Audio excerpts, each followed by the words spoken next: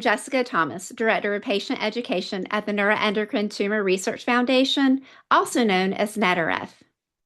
For this month's Thrivership series, I wanted to bring patient voices to you. So you're going to hear a little bit about Thrivership from the perspectives of the professionals, the people living with neuroendocrine cancer.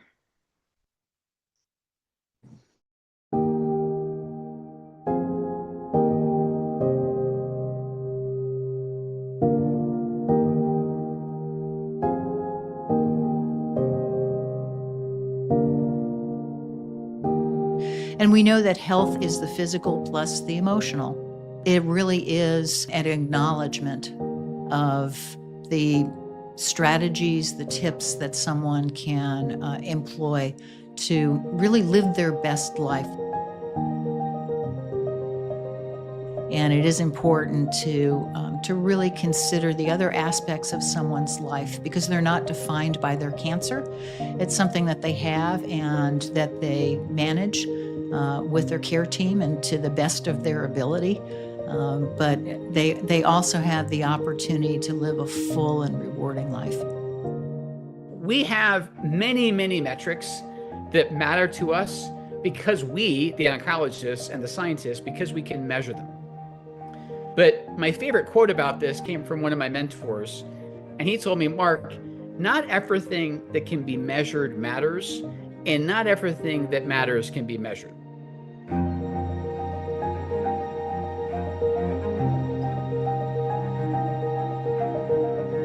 I am not dying of cancer. I'm living with cancer. I have so much joy in my life, and it's up to me to plan that joy and to accept that joy from other people. It's about living your best life now because, and everybody should do this, but when you are all of a sudden diagnosed with a terminal illness, I think it's different that you start prioritizing joy.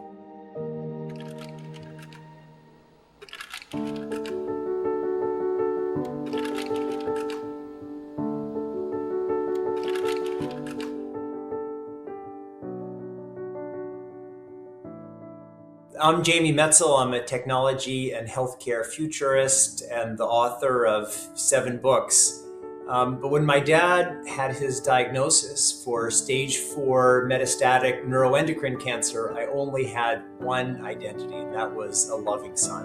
And I wanted to be as supportive of my father as I possibly could be. And part of that meant just being there emotionally. And as part of that process, I knew I needed to get smart as quickly as possible. And so I started scouring the world for the resources that I needed. And that's when I came across the NETRF and the NetWise podcast, and I'm an ultramarathon runner. And so in my long runs, I basically listened to all of the podcasts, and I really learned a lot. And that played an important role in informing many of the decisions that we've made that ultimately, I think, bought us some additional time that we used very wisely, not thinking about medicine or healthcare, but thinking about family and relationships.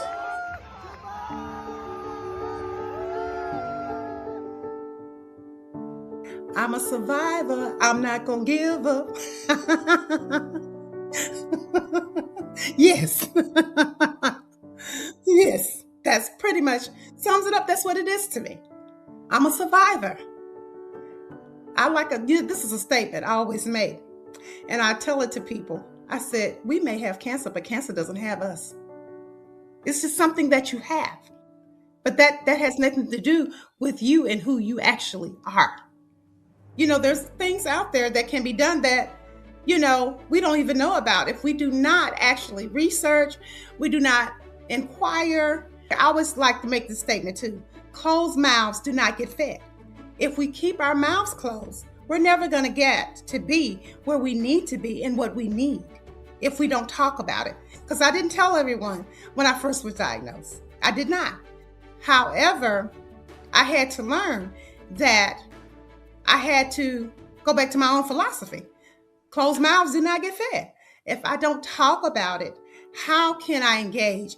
How can I tell someone else what they need to do if I'm not following my own advice? You would never really suspect a 23-year-old to have stage 4 neuroendocrine tumors. I've cried a lot. I've cried, I've grieved a lot, but I've also laughed, smiled, it's the whole broad spectrum of emotions. So it's okay to be sad. It's okay to feel lonely. You're a human being, you have cancer. Being an advocate for yourself, it's so easy to, go on Google, and even when you go on Google now, you're not really looking at the results. The first thing is an AI summarized, finding of or an answer of like whatever you're searching. And you can sort of fall into a rabbit hole and immediately trust that. I just think that, like me personally, I really wanted to know sort of the availability of treatments out there for me, as well as, I guess, the future and ever evolving landscape of like net therapy. And that's how I found NETRF, actually, because, I've done a lot of digging, believe me. NetRF has a lot of digestible and easy to understand information, and I love the monthly like updates, as well as yearly with that big one with like all these sort of promising and upcoming treatment and therapy. That's stuff that I really like to look into. And for those newly diagnosed, there's hope. The landscape of NETs is evolving rapidly. A lot of the systemic and novel treatments weren't even available a few years ago. And so there's a lot of good progress there. So stay hopeful, try to keep your head up. I'm trying to keep my head up. I guess shout out to like all the people again on my journey. My oncologist, Dr. Pamela Coons, my surgeon, Dr. John Koonsman, who did a great job last week, and all of my friends and family, and my coworkers. I love you all and thank you all so much. I don't think they'll ever see this, or maybe, but yeah, I just want to let you guys know I can't be where I am today without you all.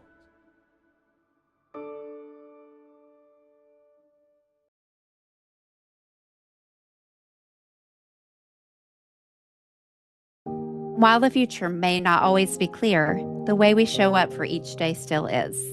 Because while uncertainty may be a part of the experience, so is connection, support, and the ability to move forward. Thrivership is often the result of a negotiation between the patient and the doctor. And the term I love for this, and I didn't come up with it, is shared decision making. That's where I think Thrivership comes from. It's not just being alive, which is obviously one goal. It's being alive with quality of life.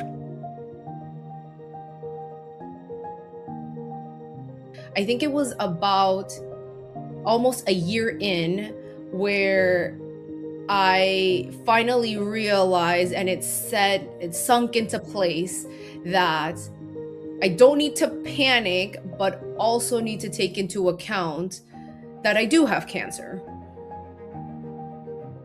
I had a good understanding of what my disease meant, what the treatment was going to do or not do for me, and how I would move on forward with my life.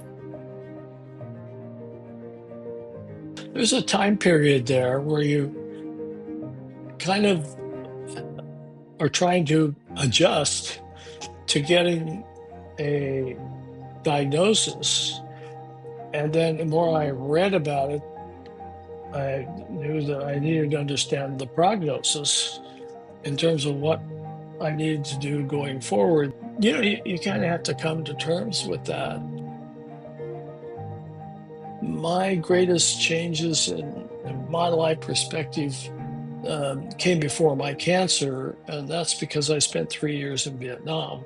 You walk away from those experiences with a recognition of how fragile life is. It does change how you view things and what you commit your time to, and how you address the next steps in your journey.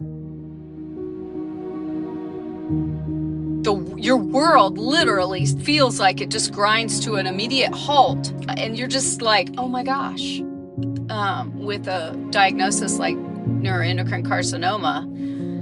So to me, the best thing to do is just keep doing what I've been doing.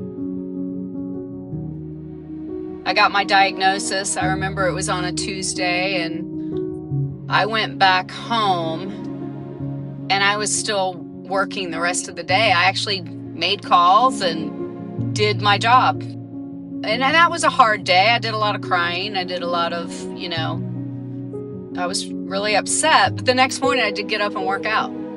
I did work the next day. There's a lot of uncontrollables in cancer in general. And so controlling what you can and doing the best you can with that. Like I work out every day. I worked out every day before I had cancer, and I still work out every day. Every day in chemo, I worked out. Now, did it change the workout a little? Yeah, especially in chemo it did, but you still just do the best with what you have. And so for me, that's what Thrivership really means, is really doing the best with what you have, trying to eat the best you can, get sleep, enjoy life, spend time with family and friends. And that's sort of what Thrivership means to me. I now have large cell neuroendocrine carcinoma together with gastric adenocarcinoma, stage 4, and realized that, somebody told me that I was palliative. I asked, how long does the average person make it? And they said 2 to 4 years. And my head said, okay, first of all, I'm an overachiever, so I'm going for 5. And second of all, if I only have 2 to 5 years to live, what do I want to do with that time? I better get my feet in the starting block, and I better just do it. So then I came up with this whole mantra that I told myself, that's buy the ticket. Don't say no to anybody who invites you anywhere, because you can't just do it next year. You might not be able to. A ticket can be everything from planning a dinner with friends. A ticket means you've got something on your calendar. Now, airline tickets, of course, I did that too. Like, okay, I got all these airline points. If I'm not going to be around to use them, I'm going to start using them. So I did, and I started buying airline tickets, and I started traveling. My baby does the hanky thing.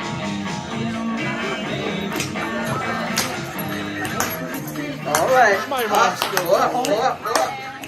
Okay. So I've never worn a ball gown, and I decided that I have a wedding coming up, and I decided that I was going to go shopping for a gown. And I kept looking and looking and looking, and there was nothing. And then all of a sudden, I saw this gown. And it was like, that's it. I'm living with cancer. But at the same time, you want to live life in a good way.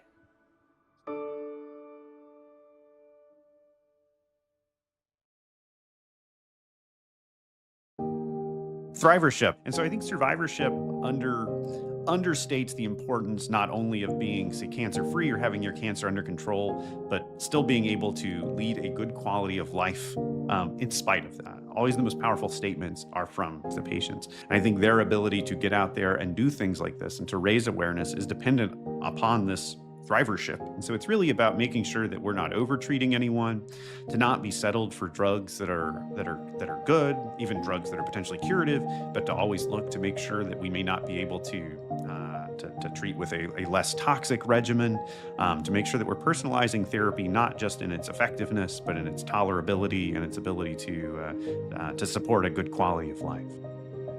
I remember just thinking to myself, like, how? I'm healthy. Like, I was very healthy. I had just ran a half marathon and I placed 3rd in my age group. I did it in 1 hour and 32 minutes. I'm like, yeah, how? And that's the sad part, is a lot of times people think those that get cancer are sick or unhealthy. And I was not unhealthy, and I was young, and it has no bias. We all know it has no bias to age or anything, but I remember that crossing my mind, like, how? I knew it wouldn't benefit me in any way to not look at it any other way than I can get through this. I'm not going to be a statistic of, didn't make it or didn't have God prognosis. I'm going to be that statistic that's going to be like, man, we can do this. My perspective on life has changed after being diagnosed. I try to just take life as it is as much as I can, live day by day, cherish the moments and not try to dwell on the past and also the future. So that's one thing, and it's very cliche, but I've really found that it's helped a lot. And then the other biggest thing that's been a benefit out of all this, I guess you could say, is I started running.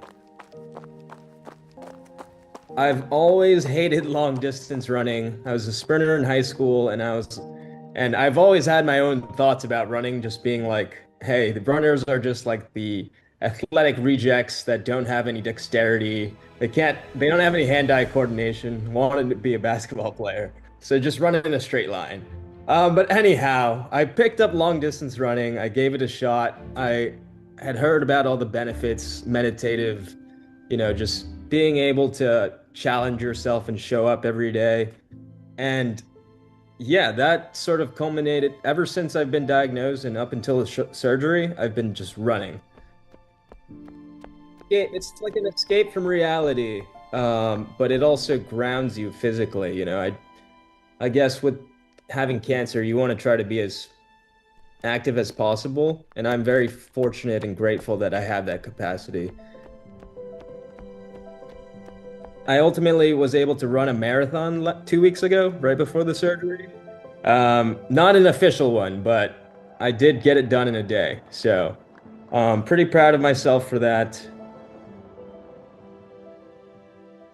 We all know, in some abstract sense, that our days are numbered. Our days are valuable because they're finite. I'm grateful to anyone that takes the time to listen to this. Like, the ultimate currency is time. The people that you choose to share your life with, like, that's the most precious thing you can possibly do. I don't think it's money. I don't think it's material. I think it's time and presence. So this is going to sound very sort of silver lining, but especially when I had my pancreatic cancer surgery when I was 37 years old, I realized, you know what? I can't go through life with the assumption that I'm going to live till I'm 70 or 80.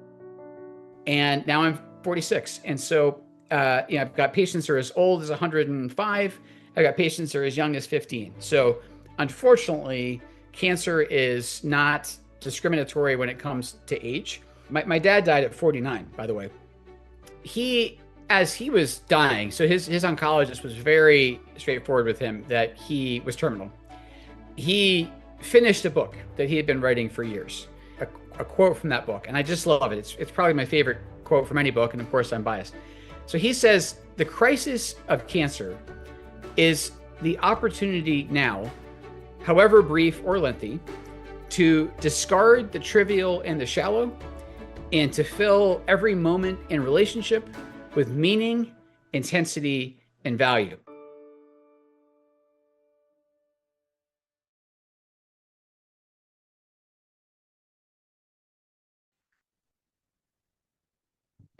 Thank you to Jennifer Rogers Anderson, Paige Corrente, Jackie Dong, Barbara Dunham, Dr. Mark Lewis, Jamie Metzl, Gary Murfin, Jessica Ochoa, and Shari Shultz for sharing their experiences.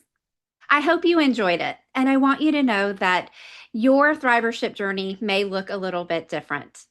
But your story matters, and if you want to share it with me or be involved in any of our patient education programs or resources, please feel free to give me an email. My email is below, and I am more than happy to talk with you. Have a beautiful day.